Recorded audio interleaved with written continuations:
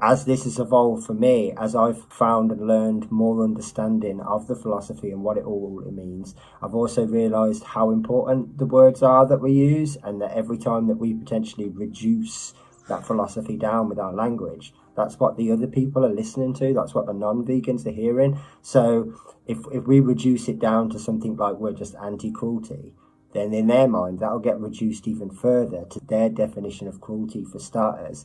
But even to the point where they'll think, well, free range isn't cruel, so therefore it's okay, I don't need to make any changes, you're just a bit picky. And so tiny dilution in language can all of a sudden just take all of the effect and the power away from the actual message. The actual cause, the actual fundamental wrong is never even considered. And that's our fault at the end of the day. We need to own that as a movement. Language is what we're doing. We can blame the media and we can blame non-vegans for not understanding or misunderstanding or misinterpreting, but we're not correcting that for the most part. And also we're the ones that are putting out that baseline for them to learn in the first place. So we need to take some responsibility for that, absolutely. But I've always been fond of the English language, especially the epistemology, the origins of words, what they used to mean, what they versus what they mean now, how things have changed. That's something that's always interested me. And I suppose now they have applied those interests and those skills to looking at the movement, and you can kind of see how we've not made the progress that we should have made in the last 20 years. And a huge part of that is down to language. When people identify us as a social justice movement, supposedly, in the same bracket as a group like the RSPCA, you can understand why they don't take us as seriously as what they should. You can understand why they don't understand the emergency of the situation as they should. But I'll give you a perfect example, right? So if you look at the definition on the Vegan Society website, it says veganism is a philosophy and way of living which it seeks to exclude as far as is possible and practicable all forms of exploitation of and cruelty to animals for food, clothing or any other purpose, right?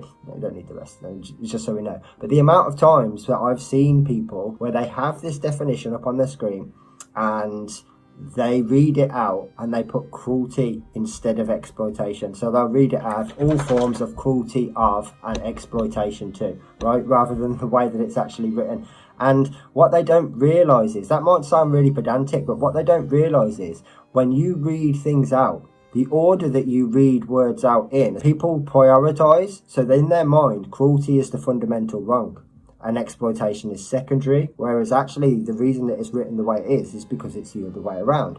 But you've diluted that, albeit unintentionally or accidentally or whatever, but that dilution is pretty significant because you've reduced it now from being anti-exploitation, which is pretty expansive what it covers, to being anti-cruelty, which a lot of these people have been brainwashed into thinking for the last however many decades that they don't contribute to, or the bits of cruelty that did used to exist, like battery cages, they're gone now, so they don't have to worry. So you're not only up against their emotional conflictions and barriers of not wanting to change, you're also dealing with the fact that their interpretations and their definitions of these words already think that they're doing enough. You have to break that spell, and the problem is the actual issue, the fundamental issue that we need to address with our language is speciesism. If we meet speciesism halfway, people won't change. They'll just become even more comfortable with where they are because they already are speciesist. So when we use welfaristic language, their brain goes into that welfaristic way. Dogs are treated one way, cows are treated another, chickens are treated one way, dolphins another. We're not unlocking speciesism, we're perpetuating it.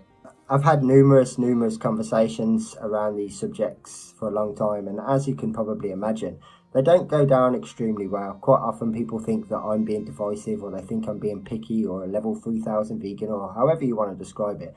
And often that becomes the issue. So it's why I initially started branching out with some of my poetry to try and spread this message and correct some of this language and correct our claims making going forward, so that I wasn't necessarily replying to one individual or wasn't commenting to one individual. I was putting out this information for everybody. It's in a poem. It's the same information as what I'd reply to someone, except it's aimed at everyone rather than one individual. And that seems to have had less resistance, which I suppose is an improvement. And then one step further than that, just recently I released a documentary and then a director's cut, an extended version of the same documentary with quite a bit more added, which essentially is just an expansion on that same idea. It's all the things that I spend my life saying or thinking, but in a film form, essentially. But it's also got a pretty good explanation of the history, why the movement was founded, how it was founded. A lot of it is based around our language and our use of words. It's a way that I've found of putting this information out there and potentially very subtly correcting what people are doing without making them feel personally attacked or victimized, or like they, as an individual, are getting this wrong. It's far more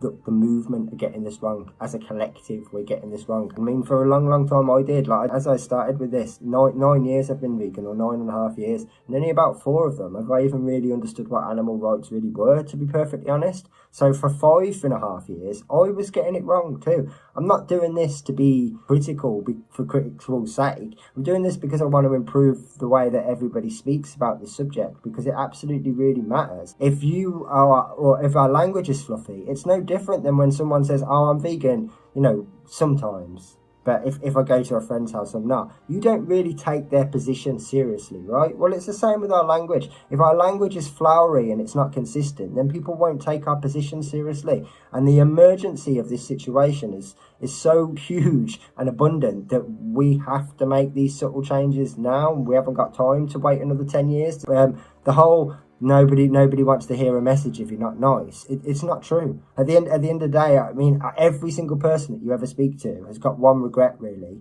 that they didn't go vegan sooner. Well, exactly, because they wish they'd have met someone that was pushy, so to speak, pushy vegan, that did say to them, no, this is the problem, and what are you going to do about it? Because they'd have probably changed a hell of a lot sooner than what they did. I know I would have. I wish I'd have met someone like that 20 years ago, because I'd have been vegan for 20 years. That's actually exactly what I needed. I needed someone to sort of hold me to account and say, no, I'm not letting you off by saying, well, yeah, you get this from this farm. It's not okay. All use is unacceptable. All use is exploitation. All use is oppression. It's not okay. No matter how you want to label it, it's not okay. That message needs to be clear, and it's not pushy. It's not pushy, is it? Would you do this with any other situation? Can you imagine that someone said to you, I'm going to go to the EDL march tomorrow because I don't like people that aren't white British. Yeah, well, go to that one, but skip the next one. Try and reduce your racism a bit, wouldn't you? No, you oppose it. If you think that that's wrong, you'd say, look, what are you doing going to that? That's racist. I don't want you to do this. I disagree with this fundamentally, and I think you should too. Exactly. As a movement, we constantly talk about cruelty, but do you know who else does? All of the agencies that rubber stamp and give their assurance to all of the oppression that we are actually opposed to. So let's just take the RSPCA, for example. All of their literature talks about cruelty. All of their literature talks about abuse. It talks about the efforts that they make to reduce those things. It talks about the levels that they will go to and the money that's spent to reduce suffering. So why are we using, as a movement, the exact same language as the welfare charities that are employed to put a level of okayness on this oppression? Why are we using the same language that they are to mislead the public, to try and mislead the public? Why don't we use different language so that the public can identify that what's happening is they're being misled? Why don't we make them realise that the RSPCA are misleading them with their language, rather than using the same language and expecting them to see a fundamental wrong in it? Do you not think that they'd already see the fundamental wrong in what the RSPCA have been saying for the last 180 years? Do you not think that they'd see the fundamental wrong in what all of these charities were saying if it was as simple as that? It's not. You using their language to try and make them see your point of view. You've already got walls, you've already got barriers that we've got to go across. And now you're going to make things even more difficult for yourself by using words that they understand one interpretation of. And you're going to say, oh yeah, but that interpretation's wrong. Here's my one. If you want to meet them halfway, use their language, and when they go, oh yeah, it's about cruelty, say, no, it's not about cruelty, it's about this. If you took the cruelty away, I'd still be against it. Then they haven't got it. If you go, yeah, it's about cruelty, then you're on the same level, and you've reduced a social justice movement down to exactly the same language and exactly the same claims making that welfare charities use to make them feel more comfortable about the exploitation that they contribute to. So why would we do that? Yet it's literally everywhere. It's all over the place. It's absolutely abundant. That's the language that we use all the time. Reducing suffering, being against cruelty, reducing cruelty, no excuse for abuse. All of these, every single one, not only are we ever really talking about welfare, but these are all exactly the same slogans and titles that welfare charities use. So essentially, if you want to look at it in terms of two teams, they're the opposition, and you're using all their terminology to try and convince people that they're wrong. You're going to have to use different language, and we've got language that we can use that not only better tells this message, but it will separate. And when people make the connection, they'll realize that actually, yeah, the RSPCA and these other charities, they're part of the illusion. They're part of what keep people misinformed. So using that language is not helping the situation. We need to break away from that. We need to unlock the speciesism. So it's very similar with the animal lovers thing. I don't want to pick on them too much because I think they're actually doing some great direct action. But Animal Rising really obsess over using this animal lovers term, and I personally think that not only is it very weak in terms of claims making, but I don't think it will ever extend to the rest of animal use. It might work for the horses, it might work for the dogs that people care about. I saw issues with it very recently with their dairy farm protest because they had to keep talking about the babies. It was the only way that they could keep the animal lover aspect alive. But let's just say, for example, we were talking about pigeons or rats. You're never going to get the public to ever adopt a mantra that loves those animals. And why should they? Because being against injustice doesn't require love. It doesn't. It just requires the knowledge of what's right and what's wrong. Same as being against oppression doesn't require love. You don't show love to someone by not oppressing them. You don't show kindness to them by not oppressing them. You just respect their basic right to exist without being oppressed. It's far more simple, requires far less effort. When you ask people to show love or to extend love, they usually expect love in return or something in return. And why shouldn't they? Love is an emotion. It's not really the same. It says nothing about morality. Because again, to use the RSPCA, that's what all of their literature says. That's literally who they call out. Their pleas are to animal lovers, calling all animal lovers, because that's their mantra. And the thing is, the reason it works for the RSPCA is these people that their audience are all speciesists. So they think they are animal lovers. Whereas that'll only work to some degree with Animal Rising, depending on who they're talking about. So like I said, horses, dogs, yeah, fine. You go and start rescuing chickens, for example, and that's not going to extend. You start talking about rats or mice in a laboratory, and that's not going to extend. You're just digging yourself a really big hole that I don't think you're going to be able to get out of. I mean, one thing we need to take into consideration is when it comes to welfare, if you have a consistent abolition position and you don't move from it, every step forward that you make, they'll improve the welfare every single time. If you want to reduce suffering, if that's really your aim and that's what you think that veganism is about, then maintaining and being consistent with an abolitionist position is still the best way for you to reduce suffering, because the welfare standards that you get offered every single time they try and do you a deal, every time that you take a step forward, will actually be better than the ones that you could lobby and petition for. So eventually, not only will the welfare get to absolutely, peak, but it's steps still all the way to abolition. Whereas if you campaign for a single issue campaign within welfare, let's campaign for a bigger cage. Once you've got that bigger cage, not only is that the end of the campaign, but they're not going to listen to you the next time that you come talking, because you didn't have a consistent position. You wanted to end cages, or you wanted to end this, or you wanted to stop testing on beagles. You didn't want to abolish all animal use. That's not what you said. And now you've come back with a different thing, and you just seem like a mitherer, like you're someone that's going to keep coming back and pestering them, and it just you lose all your integrity. You lose that momentum. Whereas if you have an abolition position from the get-go and don't ever move from it, that's your position, and you stick firm with it and just keep walking forward, that we're not going to accept any less than total liberation for everyone, everywhere, then everything that you get offered is between that point and the end is always going to be an improvement on what you'd get offered if you would just campaign for those things individually. Of course it would, because they've got to make better compromises. They have to keep making better offers because they know that you're actually becoming a bigger and stronger force. Whereas at the moment, the reason that we're not taking it seriously is because we're so divided. Our message is inconsistent, our language is weak, and we haven't actually got a movement that's united on anything other than using the word vegan as a collective term. That's pretty much all we're united united on, and that's why we're not seeing progress. We've got far bigger numbers than what most people think we have. The problem is we're so split and decompartmentalized between one another because not many people know the philosophy. Some people have decided to redefine veganism for themselves. Some people think it's just a diet. Some people think it's about the environment. Some people are flexitarian. There's so many different aspects of it now that are all coming under one banner, and that's why we as a social justice movement are not progressing at the rate that we should be, because we've been diluted in all these different ways and we're not doing anything about it. There's a great quote by Tom Regan. It's actually in the film The Animals from 1981, if anyone wants to watch it. But it says, when rights are violated, it is justice, not kindness, at issue. Exactly. And that's exactly what the vast majority of people will always recognise. So we can spread love or kindness and compassion, but those things should be optional.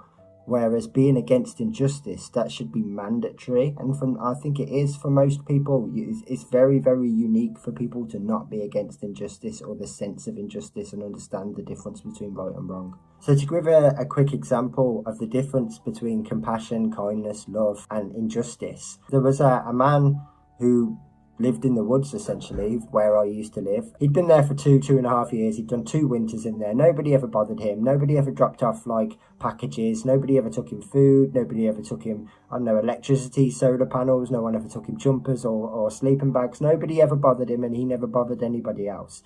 And there was no problems whatsoever until the council found out they were coming to dismantle his shack in the woods. This got printed in our local paper. It got put on social media and everything else. But the moment that he was threatened with eviction, pretty much the entire town stood up in defence of him. There was no compassion or love that was shown, because if it was, then that had been shown beforehand and they'd have been helping him out and trying to find somewhere else for him or making sure that he was fed and warm. But actually what the problem was the injustice that he was facing. That's what people were all united and opposed to, because most people recognise the difference between right and wrong. So they do understand the difference. The problem is speciesism. The problem is where that right and wrong is directed. They've been taught that it's okay to do this because we need this. They've been taught that it's okay to do this because we need this. And it's that we need to unlock. It's that speciesism that we need to unlock. Most people naturally are against injustice. And you don't need love or kindness or compassion to be against them. You just need to basically respect the existence of someone else. The very most basic right, just to exist without being opposed, without being oppressed, without being exploited in any way, shape or form. You're not asking for any privileges. You're just asking for the most basic right to exist without infringement. With, literally the freedom to have autonomy, to make your own decisions about things. That's pretty much it. So to summarise a little bit, one of the things that I like to encourage people to do, which is a really, really easy form of activism that anybody can do, even if you're confined to your house or you've got financial limitations, any of these things, is on social media. If you see a meme that says something that you now potentially see as a particularly weak message, correct it. It's really simple. Just open it up in Paint or in some editor on your phone and literally just cover over one bit and write over what you think is a stronger message. Because these memes and these things that are already being shared around, that system works, right? That's the reason you've seen it. So there's no point trying to challenge something that works. Just correct the message, make it a stronger message, and then every person that sees your meme or shares your meme is sharing a stronger message, and everyone that learns from that message is learning the right thing. So little tiny subtle changes that we can make in places like that can make an enormous difference going forward. One of the things that we would definitely gain from having this strong, consistent abolitionist message would be that we wouldn't have these people jumping on the bandwagon too. You wouldn't get the likes of Bear Grylls to telling everyone that he was vegan for 6 months, because everyone would actually accept and understand that veganism was a social justice movement. It was an anti-oppression philosophy that you can't pick up and drop. It would eliminate so many of these people that pretend. It would eliminate quite a lot of the misunderstanding about diet, which would also eliminate quite a lot of the questions that come associated with that, and all of these other things. If people respected and recognised and that it's actually a social justice movement, this is what they're against, as opposed to, oh yeah, it's a trend, isn't it, that those hippie people do, which is pretty much what we've allowed the general public to think. Like I said, we're always going to have to deal with the media and anti-vegans kind of doing their own version of diluting. But that's why it's equally important that our message is consistent and strong, because we've got to expect everybody to misinterpret or mislead it anyway. If it's already weak and then it's got the extension or the exaggeration or the dilution from someone else, by the time it gets 3 or 4 ears down the line, that message is completely lost anyway. Whereas at least if it's strong and consistent from our point, from everyone all the time, then at least anytime they speaks to a vegan, they're going to get the same information over and over again. Whereas at the moment, they wouldn't do that. If I went and pulled 10 different vegans from the internet now and asked why they were vegan, for example, what their interpretation of the definition was, they'd all say different things. And that's a problem, because how are we supposed to be united when we're not even united on what the definition of what the cause is? That's something that needs to be corrected. And I think one of the first things that everybody should do if you identify as a vegan is learn the history of the movement. I think it's absolutely deplorable that so many people don't know who the founders were or what year it was founded or why it was founded, and are guilty of diluting or making it up. Like, I really think there's nothing more ignorant yourself than joining this movement and not learning its history, not learning the why and what it represents and what you should be doing. How do you expect to participate in something that you've never taken any time to learn? That's something that everybody should take the time to do. I'll close up by just emphasising that the smallest changes that we all as individuals can make to our language and to the message and to the claims making that we put out there, whether that's in person, whether that's in a chat, whether that's on a post on social media or whatever, it's really important. Even to the extent of how we refer to others. They're not it's, they're not some things. If we don't want non-vegans to objectify others, then we shouldn't objectify others. If we want them to respect their rights as individuals, then we need to be consistent and remind them that they're individuals. Every time that we refer to another as something, then that's the objectification cemented and confirmed in their mind. It's not corrected, it's not opposed, it's perpetuated. So we are guilty of that. That's one thing definitely everybody can do. You can make a real effort not to refer to others as things and objects, because you wouldn't want to be referred to as it or something. So don't do it to somebody, anyone, anywhere. And thank you very much for listening to me.